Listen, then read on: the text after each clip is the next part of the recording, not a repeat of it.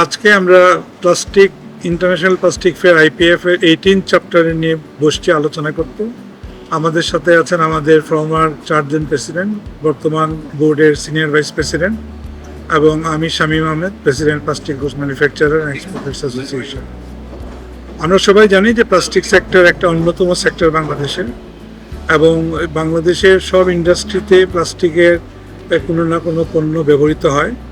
বাংলাদেশের আমাদের জানা মতে প্রায় 30,000 ইন্ডাস্ট্রি প্লাস্টিক সেক্টরের উপর ডিপেন্ডেন্ট। প্লাস্টিক সেক্টর বর্তমানে আমাদের 6,000 প্লাস ইন্ডাস্ট্রি আছে, এবং এর 2/3 of the industry is supporting other industries like packaging, like components, accessories supply দিয়ে আমরা অন্যান্য ইন্ডাস্ট্রিকে সহায়তা করে থাকি। তো plastic has got lot of contribution in the economy of Bangladesh. তো আজকে আমাদের যে 5 জন প্রেসিডেন্ট আমরা এখানে বসছি, আমাদের বসার বিষয় হলো যে প্লাস্টিক সেক্টর নিয়ে আমরা আলোচনা করব, এবং এই আলোচনাতে আমাদের সাথে আছেন আমাদের ফর্মার প্রেসিডেন্ট শাহিদুল ইসলাম হেলাল, আছেন former president Ferdous Wahid, former president S M Kamal Uddin, এবং বর্তমান ক্যাবিনেটের senior vice president K M Iqbal Hossain. তো আমি সবাইকে আমরা স্বাগত জানাই আজকের এই অনুষ্ঠানে। আমি প্রথমে মেলা সম্বন্ধে বলি। আজকের যে মেলাটা আমরা এখন শুরু হয়েছে 28th of January, will continue until 31st of January, 4 days fair. এই ফেয়ারে আমাদের ওপেনিং করেছেন মাননীয় সচিব বাণিজ্য মন্ত্রণালয়, এবং একটা সেমিনার অ্যাটেন্ড করেছেন মাননীয় সচিব শিল্প মন্ত্রণালয়। আগামীকাল এটার ক্লোজিংয়ে প্রধান অতিথি হিসেবে থাকবেন মাহবুবুর রহমান, প্রাইভেট সেক্টরের বলতে পারেন ফর্মার প্রেসিডেন্ট বিসিসিআই এবং প্রেসিডেন্ট আইসিসি, এবং সার্ক চেম্বারের প্রেসিডেন্ট জনাব Jasimuddin will be the special guest. আমরা আগামীকালকে আমাদের এক্সিবিশনে যারা পার্টিসিপেট করেছেন তাদের মধ্যে অ্যাওয়ার্ড গিভিং করব, এবং আপনারা জানেন যে আমরা 4টা সেমিনার করেছি। এই 4টা সেমিনারের রিপোর্টও আমরা পাবলিশ করব। তো আমরা চাই যে প্লাস্টিক সেক্টরে আমরা যারা ইনভলভ আছি, আমরা যেন সরকারের সাথে এবং আমাদের ইন্ডাস্ট্রি সাপোর্টে যাদের আমরা করছি তাদেরকে যেন আমরা সহায়তা দিতে পারি এবং আমাদের সেক্টরের উন্নয়ন হোক। আমি এ পর্যায়ে অনুরোধ করি আমাদের ফেরদৌস ওয়াহিদ সাহেবকে, ফর্মার প্রেসিডেন্ট বিপিজিএমএ-কে কিছু বলার জন্য। থ্যাংক ইউ শাহিদ সাহেব, আমাকে সময় দেওয়ার জন্য, আমাকে অ্যালাউ করার জন্য I am very grateful to you. Thank you so much. Actually I deals with the packaging, এবং আমি বহু বছর ধরে এই ব্যবসার সাথে জড়িত। প্যাকেজিং একটা জিনিস, সেটাকে একটা হালকাভাবে দেখার কিছু নেই। ইট ইজ এ মানুষের স্বাস্থ্য থেকে শুরু করে, পরিবেশ থেকে শুরু করে একটা প্রোডাক্টকে সুন্দরভাবে পরিবেশন করতে গেলে প্যাকেজিংয়ের কোনো অল্টারনেটিভ এখনো পর্যন্ত পৃথিবীতে কোনো আবিষ্কার হয়নি। That's very important. এবং আমি প্যাকেজিংয়ের নাম দিয়েছি ইটস এ বিউটি প্রোডাক্ট।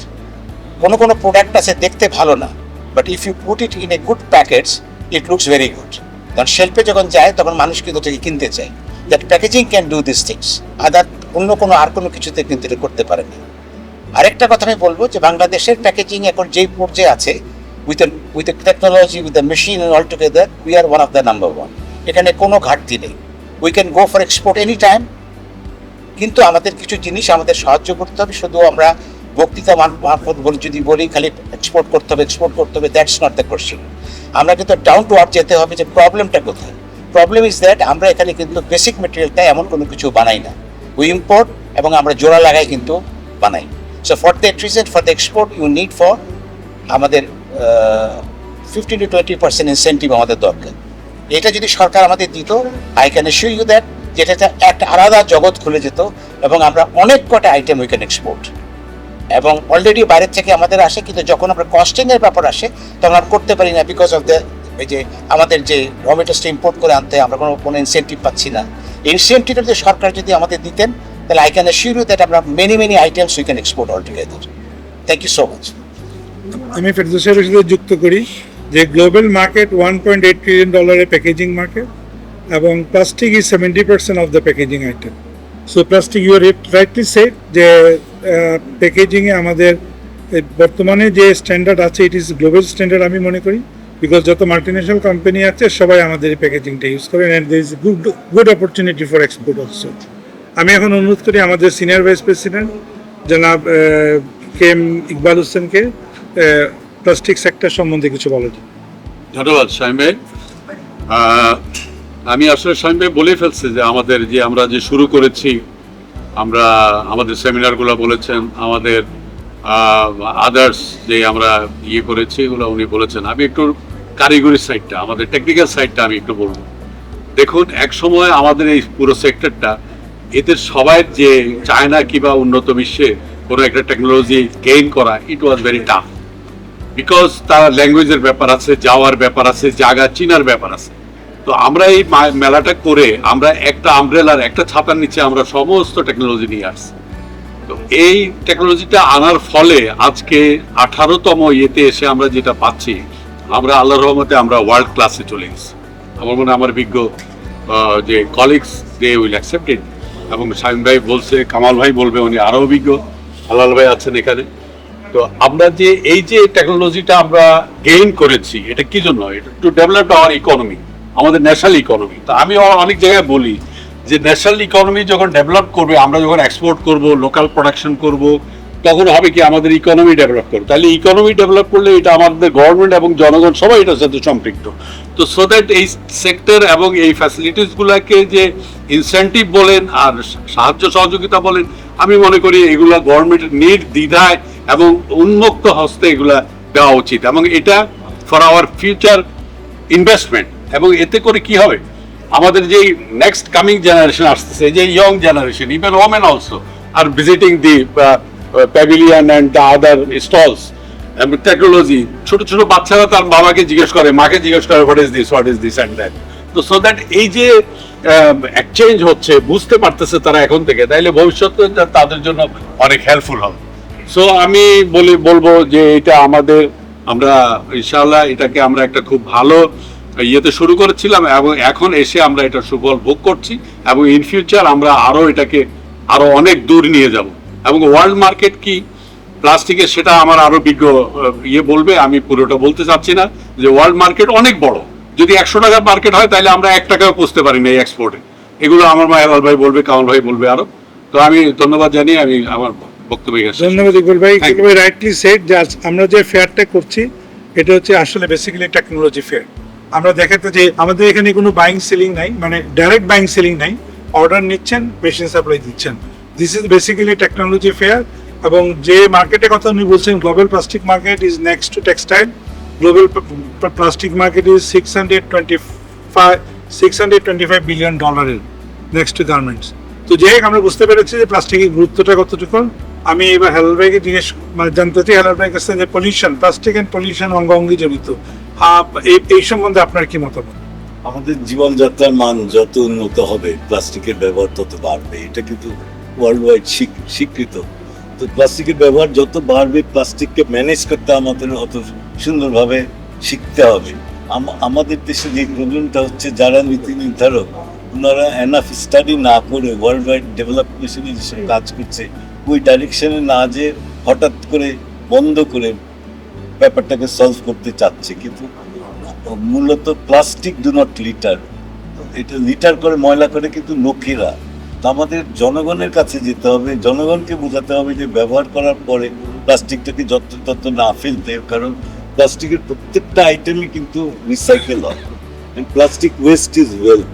কিন্তু এটাকে যদি আমরা বর্জ্য আকারে ফেলি, তখন ওটাকে কালেক্ট করে ক্লিন করা কিন্তু খুবই ডিফিকাল্ট। তো পৃথিবীর উন্নত সব দেশে যেটা করেছে, যে স্কুল লেভেল থেকে এই কাজটা করছে, স্কুলের বাচ্চাদেরকে শেখাচ্ছে এবং বলছে যে দেখ, প্লাস্টিক বা যে কোনো বর্জ্য যত্র ফেলো না, বর্জ্য ফেলার একটা নির্দিষ্ট জায়গা আছে। নির্দিষ্ট জায়গায় যদি প্লাস্টিক ফেলা হয়, আমাদের দেশেও আমাদের ইন্ডাস্ট্রি কিন্তু 100% এটাকে রিসাইকেল করতে পারবে। কারণ আমাদের ইন্ডাস্ট্রিতে কিন্তু কোনো রকম বর্জ্য বাইরে যায় না, যা ওয়েস্ট হয় ওটা আমরা রিসাইকেল করে ফেলি, মানে আমরা ওয়েস্টটাকে ওয়েলথ হিসাবে তৈরি করি।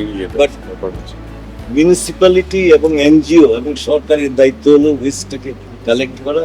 আমরা ইন্ডাস্ট্রি কিন্তু তৈরি ওটাকে রিসাইকেল করার জন্য, কারণ আমাদের অনেকগুলো রিসাইকেলিং ফ্যাক্টরি আছে। থ্যাংক ইউ হেলাল ভাই। হেলাল ভাই যে কথা বলতে চাচ্ছেন, হি ইজ রাইটলি সেড যে প্রতিটা plastic industry equipped with the recycling facilities. এবং বাংলাদেশ সরকার, আপনারা জানেন যে এনভায়রনমেন্ট, আমাদের যে পরিবেশ আইন আছে, সেই আইনে প্লাস্টিক ইন্ডাস্ট্রিকে গ্রিন ইন্ডাস্ট্রি হিসেবে ডিক্লেয়ার করা হয়েছে, এবং green industry globally plastic industry যে গ্রিন ইন্ডাস্ট্রি, কারণ কোনো নয়েজ পলিউশন হয় না, এয়ার পলিউশন হয় না, কোনো ধরনের কেমিক্যাল পলিউশন হয় না। তো সেই দিক থেকে প্লাস্টিক ইন্ডাস্ট্রি কিন্তু যেটা আসে লিটারিং হাত থেকে, সেটা হলে পোস্ট ইউজ, সেই পোস্ট ইউজ ম্যানেজমেন্টে করতে হবে, আলাদা বেশি দিয়ে বলছেন। আমি এবার অনুরোধ করবো আমাদের ASM Kamaluddin, former director FBCCI এবং ফর্মার প্রেসিডেন্ট BPGMA, উনি পলিসি সম্বন্ধে যদি কিছু বলেন যে আমরা কিভাবে সরকারের সাথে পলিসি নিয়ে আলাপ করতে পারি এবং পলিসিকে আর একটু বিজনেস ফ্রেন্ডলি করতে পারি। ধন্যবাদ শামীম ভাই। আসলে আমাদের সরকারের পলিসি সম্বন্ধে আলাপ করতে গেলে আমি আজকের একটা অভিজ্ঞতার কথা বলি। আমি কিছুক্ষণ আগে চায়নার একজন বড় প্লাস্টিক মেশিন ম্যানুফ্যাকচারারের সাথে এখানে কথা বলেছি। তারা বলছে যে চায়নাতে যে স্যালারি, ওয়ার্কারদের স্যালারি এবং অন্যান্য খরচ, আনুষঙ্গিক খরচ যেভাবে বেড়ে গেছে, তারা তাদের ইন্ডাস্ট্রি চায়নার বাইরে রিলোকেট করতেছে, বিশেষ করে সাউথ ইস্ট এশিয়া। তো আমি বললাম যে হোয়াই নট বাংলাদেশ, তোমরা কনসিডার করতেছো? কিন্তু সে একদম এগুলোতে যেন লেখাপড়া করে আসে, 1, 2, 3, 4, 5, 6 নম্বর পর্যন্ত সে বলছে। আমি আর বলার দরকার নাই সে কি কি কারণে এখানে ইনভেস্টমেন্ট হচ্ছে না। গভর্নমেন্ট পলিসি নেওয়ার দূরের কথা, এবং তাদের দৃষ্টিতে বাংলাদেশে কোনো স্টেবল গভর্নমেন্ট নাই। এখানে হলো যে পলিটিক্যাল আনরেস্ট, যেটা নিয়ে তারা খুব কনসার্ন। এখানে দীর্ঘস্থায়ী স্টেবল গভর্নমেন্ট যদি থাকে, তাহলে তারা দেশের জন্য কিছু নীতি নির্ধারণ করতে পারে। তারপরে অন্যান্য যে আমাদের এখানে পাওয়ার সেক্টরের যেসব ক্রাইসিস আছে, তারা বলতেছে যে বাংলাদেশে power sector uninterrupted power supply করার জন্য যথেষ্ট সুযোগ আছে, কিন্তু এটা ম্যানেজমেন্টের অভাবের জন্য সেটা ব্যাহত হচ্ছে, এবং এখানে তারা চিন্তা করতেছে যে আমরা পাওয়ার পাবো কিনা। তারপরে কমিউনিকেশন, তারা বলেছে ট্রান্সপোর্টেশন এবং পোর্ট ফেসিলিটিস, অন্যান্য জিনিসগুলো কিন্তু ইম্পর্টেন্ট।